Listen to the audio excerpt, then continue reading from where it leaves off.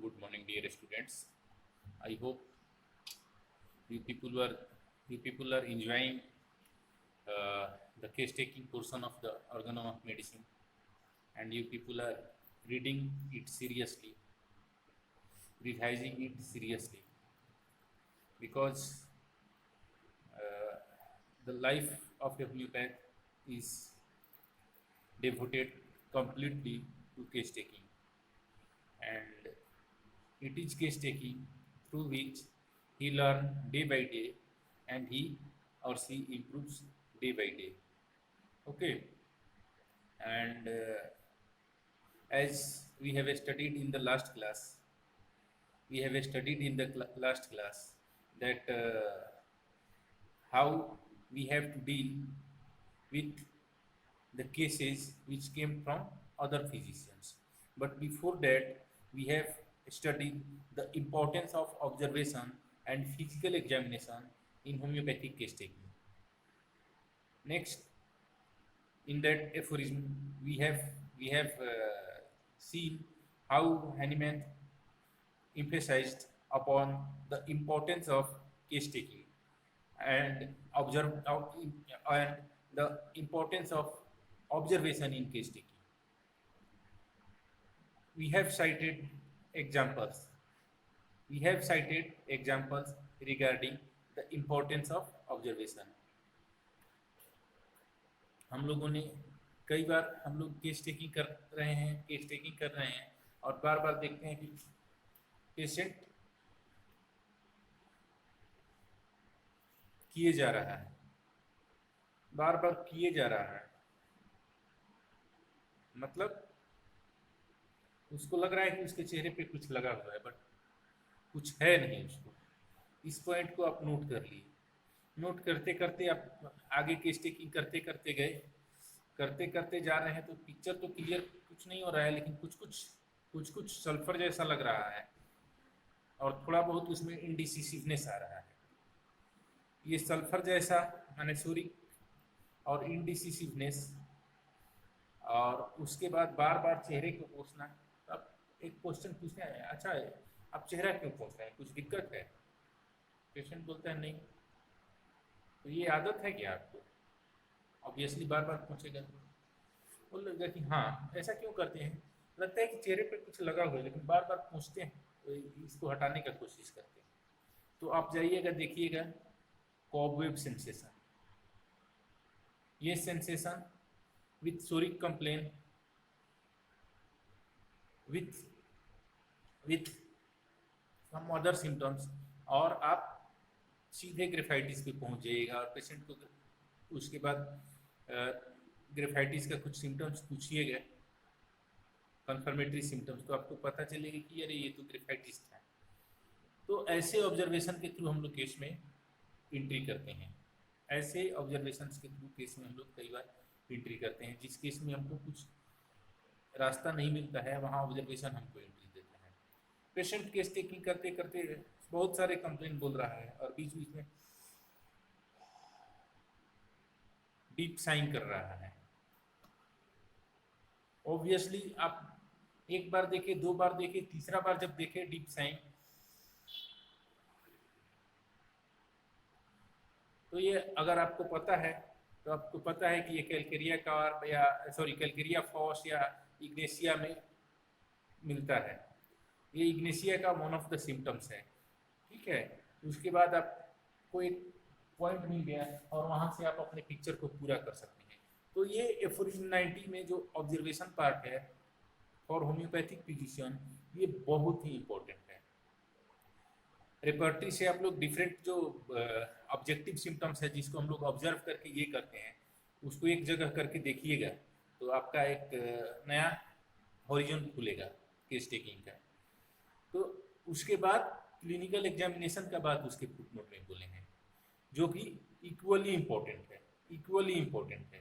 कई बार हम लोगों को केस टेकिंग करते समय जब क्लिनिकल एग्जामिनेशन करते हैं तो मेडिसिन कंफर्म होती हैं। से जो आप लोगों को पायरोजन में जो हम लोगों ने पढ़ा है कि इसमें क्या होता है, ब्रैडिकार्डिया होता है। ब्रेडिकार्डिया होता है, रिलेटिव ब्रेडिकार्डिया होता है। तो ये रिलेटिव ब्रेडिकार्डिया जब तक आप पेशेंट के पल्स को फील नहीं कीजिएगा, आप किसी दिन आप पायरोजन प्रेस्क्राइब नहीं कर सकते हैं। आप केंट रेपर्टरी खोल के देखिएगा तो केंट रेपर्टरी में बीएचपी के लिए जो मेडिसिन है, प्रोस्टेटिक इनलार्जमेंट के जो मेडिसिन है, उसमें डिजिटलिस बहुत ही इम्पोर्टेंट मेडिसिन है। और उसके साथ पल्स स्लो देखिएगा तो इसमें भी डिजिटलिस बहुत ही इम्पोर्टेंट मेडिसिन है। तो आपको अगर ब्रेडिकार्डिया के साथ बीएचपी मिल रहा है, तो as per Kent materia medica and as per different stalwarts, this is the symptom for indication of digitalis in bradycardia. और हमने पर्सनली विटनेस किया है कि ये दोनों कॉम्बिनेशन जब अवेलेबल रहता है तो मतलब वंडरफुल रिजल्ट मिलता है बीएचपी में। तो जब तक आप केस को एग्जामिन नहीं कीजिएगा, पेशेंट को के पल्स को फील नहीं कीजिएगा, तो आप जन्म में कभी भी डिजिटलिस बीएचपी में प्रिस्क्राइब नहीं कर पाइएगा। दैट इज वाई हैनीमैन साहब ने बोला है एफोरिज्म 90 के फुटनोट में कि आपको पेशेंट को फिजिकली एग्जामिन करना है।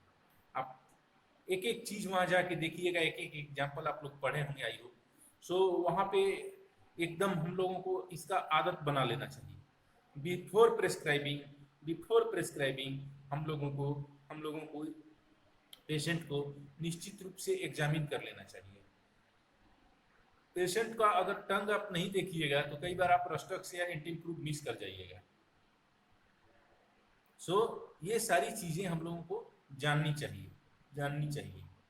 पेशेंट को कई बार अगर टच करके, मोटा ताजा पेशेंट है तो सिर्फ कैलकेरिया कार भी दे के छोड़ दीजिएगा। कई बार अगर टच करके आप ये नहीं देखिएगा कि वो मोटा सॉफ्ट है या हार्ड है, फॉर्म है। Softness is towards Calcarea car, अगर फर्म हो गया तो ग्रेफाइटिस वगैरह और कोई मेडिसिन हो सकता है। ठीक है, पेशेंट का स्किन सॉफ्ट है, पेशेंट का मसल सॉफ्ट है या हार्ड है, जब तक आप छू के नहीं देखिएगा आपको नहीं पता चलेगा। पाम हॉट है, मॉइस्ट है, ड्राई है, कोल्ड है, क्या है, ये आपको कैसे पता चलेगा जब तक एग्जामिन नहीं कीजिएगा। तो you have to examine each and every case. ये हो गया। नेक्स्ट, मतलब इससे आप कॉम्प्रोमाइज नहीं कर सकते हैं। सिंपली स्पीकिंग, केस टेकिंग का ये मोस्ट इंपॉर्टेंट पार्ट में से एक है और इसको आप कॉम्प्रोमाइज करना आपको इथिकली अलाउ नहीं है एंड होम्योपैथिकली अलाउ नहीं है। अगर आप एक होम्योपैथिक फिजिशियन है तो you have to examine the case. You cannot prescribe without physically examining the case। ये एकदम आदत बना के रख लीजिए। कई बार इससे अपने को बहुत कुछ इंडिकेशंस मिलता है, जैसे कि मैंने अभी कुछ एग्जांपल्स दिया और डिस्कस किया। ऐसे बहुत सारे एग्जांपल्स आपको रेपर्टरी में मिल जाएंगे, मेटेरिया मेडिका में मिल जाएंगे। आप लोग हम बहुत अच्छा से पढ़ते हैं मेटेरिया, तो आपको मिल जाएंगे, इसमें कोई डाउट नहीं है। सो नेक्स्ट, एफोरिज्म 91 जहाँ पे प्लेसिबो के इंपॉर्टेंस के बारे में बात किया गया था और 92 जहाँ पे कंजॉइंट मेलेडी की बात किया गया था। ठीक है, 92 के बाद हम लोग एफोरिज्म 93 में आते हैं, जो कि यहाँ पे 93 में एक और ही बहुत ही महत्वपूर्ण कंसेप्ट का बात किया गया है और ये एमसीक्यूज के हिसाब से भी इम्पोर्टेंट है। यहाँ पे डिजीजेज ऑफ ऑब्वियस कॉज का बात किया गया है। ऑब्वियस का मतलब तो आप लोग जानते हैं क्या है कि कई बार पेशेंट आते हैं अपने पास, बोलेंगे कि डॉक्टर साहब मुझको ये दिक्कत हो गया, डॉक्टर साहब मुझको ये प्रॉब्लम हो गया। ठीक है, क्यों हुआ? कुछ नहीं बोलेंगे कि बस ऐसे ही हो गया। एक केस याद आ रहा है, हम लोग अपने सर के बगल में खड़े थे, obviously case taking clinical class था। वो पेशेंट आके बोला कि हमको सर मतलब यूरेथ्रल डिस्चार्ज हो रहा है। तो सर पूछे जा रहे हैं, पूछे जा रहे हैं, कैसे हुआ, क्यों हुआ? बोला कुछ नहीं सर। फिर मतलब सर पूछे जा रहे हैं, पूछे जा रहे हैं, लेकिन वो बोल नहीं रहा है। अगर किसी को मतलब पुरुलेंट यूरेथ्रल डिस्चार्ज हो रहा है, पुरुलेंट यूरेथ्रल डिस्चार्ज हो रहा है, ऑब्वियसली ऑब्वियसली अगर फैमिली मतलब हिस्ट्री में साइकोसिस होगा तो इस टाइप का डिस्चार्ज आने का चांसेस ना के बराबर है। तब साइकोसिस दूसरी तरफ से होगा। लेकिन और कोई तो फैमिली हिस्ट्री का फैमिली का साइकोटिक मैनिफेस्टेशन मिलेगा फैमिली हिस्ट्री में? ऐसा कुछ नहीं मिल रहा था, वो पेशेंट में ही मिल रहा था। और वो भी मान के चलिए पूरा बचपन से लेके उसको एस्थमा का प्रॉब्लम है, न कोई ऐसा प्रॉब्लम है, कोई ऐसा प्रॉब्लम नहीं दिख रहा है। फिर बहुत जोर दिया गया तो बोला डॉक्टर साहब एक दिन गंदा पानी में एक जगह हम नहाने गए थे, एक तालाब में, ऐसे ही गंदा पानी में नहा लिए तो ये हो गया। सर सुन लिए और उसके बाद उसको एक मेडिसिन प्रेस्क्राइब किए। और वो जब चला गया तो सर बोले कि ये गंदा पानी में नहीं नहाया था, ये गंदे जगह गया था। ठीक है। नेक्स्ट टाइम जब पेशेंट आया तो ही वाज फाइन। एंड उसके बाद उसने कन्फेस किया, तो कई बार क्या होता है कि पेशेंट लोग या हम लोग भी चेहरे के ऊपर चेहरा पहन के आते हैं, चेहरे के ऊपर चेहरा पहन के आते हैं, अपने आप को अपने सो कॉल्ड पर्सनालिटी को बचाने के लिए हाइड करते हैं, बहुत सारी चीज़ें हाइड करते हैं। और ये सारी चीज़ें कई बार ऐसी होती हैं जो कि हमारे क्रोनिक डिजीज को या एक्यूट डिजीज को प्रोड्यूस करती है। अब मान लीजिए कि कोई आप लोग के बैच में कोई स्टूडेंट है और वो आता है और कहता है कि डॉक्टर सर बहुत पेट में दर्द हो रहा है। क्यों दर्द हो रहा है? कुछ बोलेगा नहीं, सब बच्चे तो खड़े हैं क्लिनिकल क्लास में। फिर बहुत जोर दिया जाएगा तो बोला कल एक दो ठो मतलब समोसा खा लिए थे, उसके बाद एक तो मिठाई खा लिए थे, और उसके बाद थोड़ा एक पार्टी में चले गए तो थोड़ा खा लिए थे, थोड़ा सा खाए थे, ज़्यादा नहीं खाए। अब वो सबके सामने ये थोड़े बोलेगा कि वो थोड़ा का मतलब इतना था कि बारात का खाना खत्म हो गया उसके खाने के चलते, ओवर ईटिंग किया है। क्योंकि वो बोलेगा ओवर ईटिंग तो उसको लगेगा कि यार मेरा इंप्रेशन खराब हो जाएगा, सब बोलेंगे कि पेटू है। सो बंदा इस चीज को शेयर नहीं करेगा, बट उसको साइड में ले जाके बहला फुसला के बातों में फंसा के ढंग से अगर केस टेकिंग कीजिएगा तो ऑब्वियसली आपको कुछ न कुछ कारण मिलेगा। तो मान लीजिए यहाँ अगर कोई आग लगा है, यहाँ एक सिम्टम आ रहा है, ठीक है, और इसके पहले पेशेंट एकदम हेल्थ में था और यहाँ बहुत सारे सिम्टम्स आ रहे हैं, तो पेशेंट का जो ये पाथ है, ये जो रास्ता है, यहाँ एकदम हेल्थ में था, तो ऑब्वियसली यहाँ पे कोई ना कोई उसके लाइफ पे इम्पैक्ट हुआ है, कोई ना कोई चेंज हुआ है, तभी तो ये आग उठ रहा है, तभी तो ये सिम्टम्स आ रहे हैं। ये पूरा एकदम ये पोर्शन बिफोर वाला पोर्शन जो था पूरा एकदम अनइवेंटफुल है, यहाँ कुछ नहीं, कोई सिम्टम नहीं है, और सडनली यहाँ सिम्टम शुरू हो गया। इसका मतलब इसके जस्ट पहले कुछ ना कुछ हुआ है। कई बार पेशेंट इसको एक्सप्लेन कर मतलब बता देते हैं, दिक्कत नहीं होता है, बट कई बार पेशेंट इसको नहीं बताते हैं, क्योंकि हम लोगों का कुछ सोशल ये है, बहुत सारी बातें हैं जिसके चलते नहीं बताते हैं। बट अपने यहाँ कहते हैं ना, अगर धुआं निकल रहा है तो कहीं ना कहीं आग लगा होगा, बिना आग के धुआं नहीं होता है। तो अगर ये this was uneventful, there was no symptoms in this era of life, this period of life, and suddenly a symptomatology appears, it clearly indicates that something happened just prior to this phenomena, कोई ना कोई trigger factor आया है। कई बार patient आके बोल देते हैं बोलते हैं वहाँ दिक्कत कम होता है, नहीं होता है, बट कई बार पेशेंट नहीं बोलते हैं।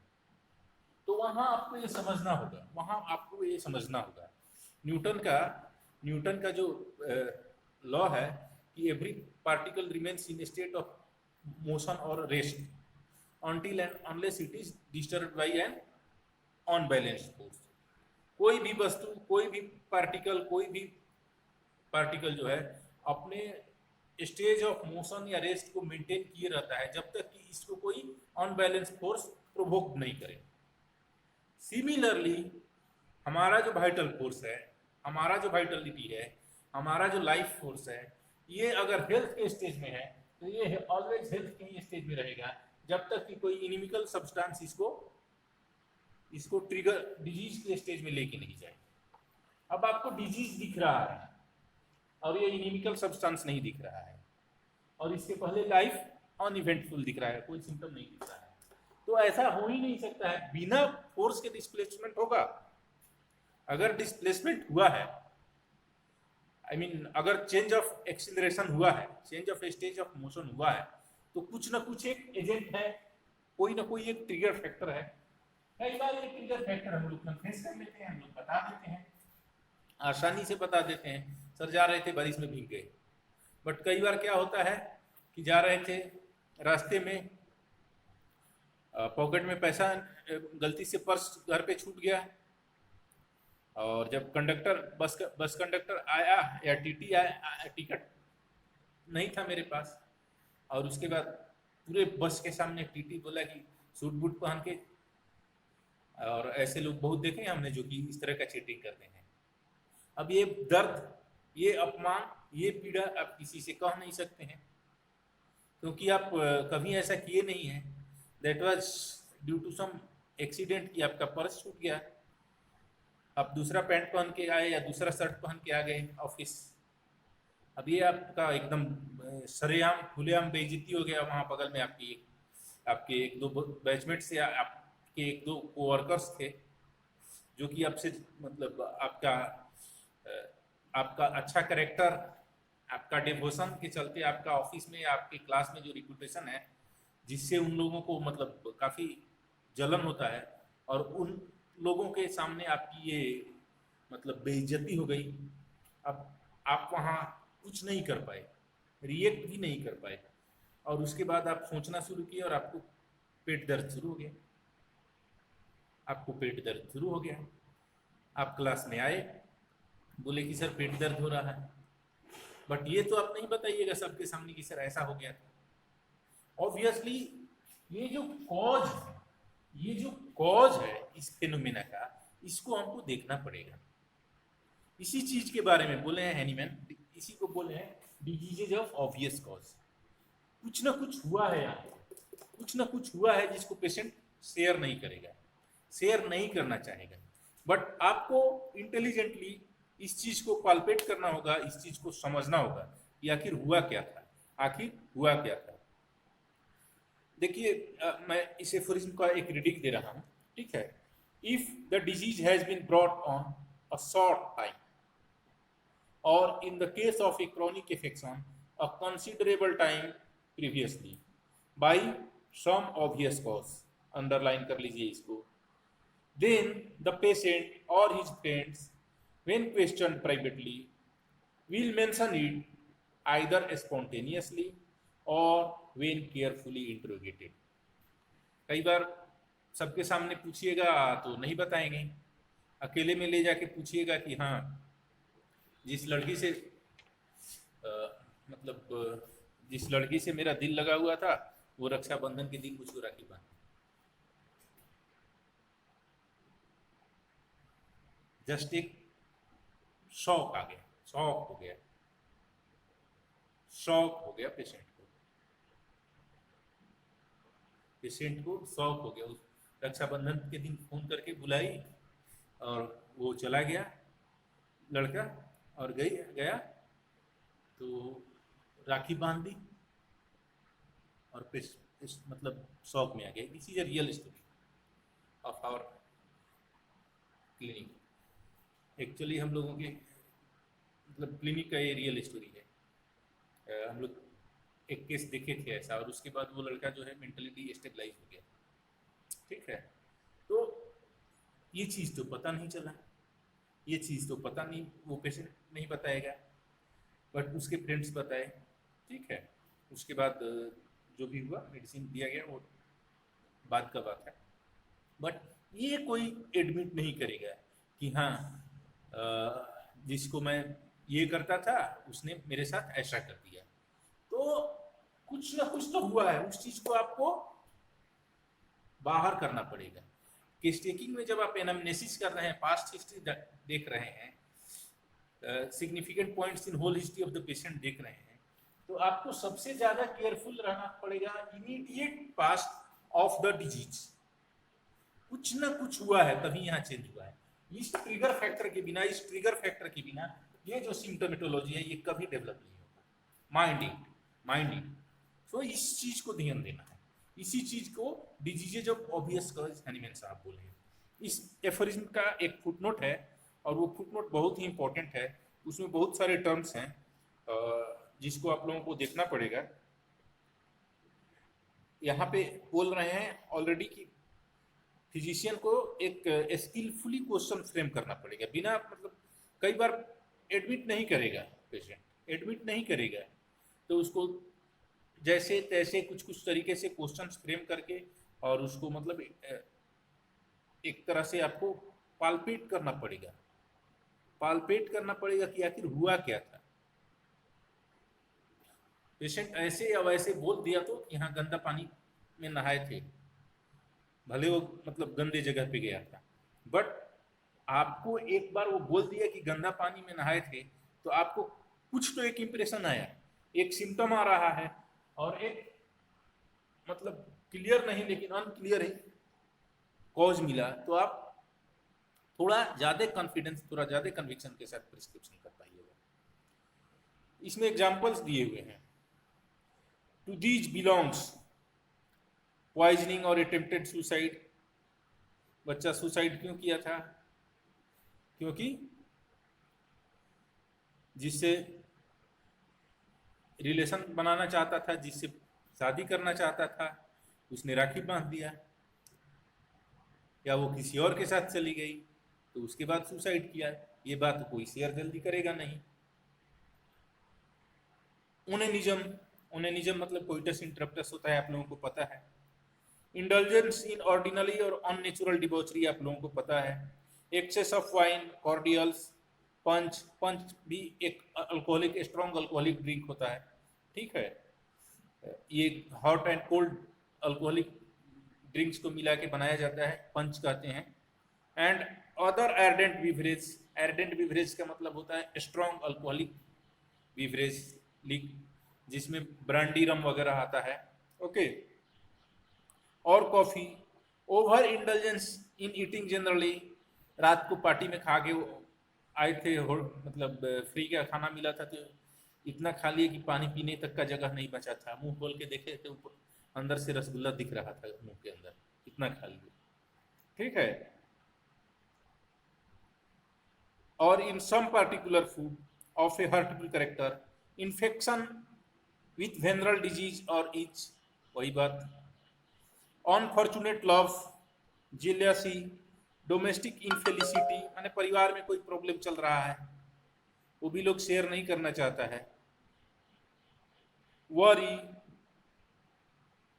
Grief on account of some family misfortune, ill usages of bold defence, मतलब इल यूजेज, बॉल्ड डिफेंस मतलब जो आपको मतलब किसी से प्रतिशोध लेना है वो पूरा नहीं हो पाया।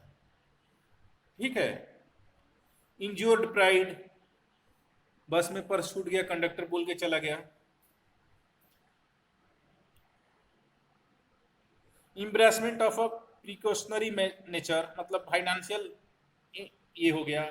सुपरस्टिशियस फियर, हंगर, और an imperfection in the private parts, rupture और प्रोलैप्स एंड सो फोर्थ। ये सारी चीजें हैं जो कि लोग एडमिट करना नहीं चाहते हैं, एडमिट करना नहीं चाहते हैं, बट इनसे कई बार आपको इंडिकेशंस मिलता है। तो इसको आपको पेशेंट के हिस्ट्री को जस्ट पाल्पेट करके निकालना होगा। ये निकालिएगा तब जाके आप आगे बढ़ पाइएगा। तो aphorism 93 is regarding diseases of obvious cause. Diseases of obvious cause, आप लोग इसको देखिए, पढ़िए और पीछे वाले एफोरिज्म को देखिए, फिर हम लोग आगे बात करेंगे नेक्स्ट क्लास में। Thank you.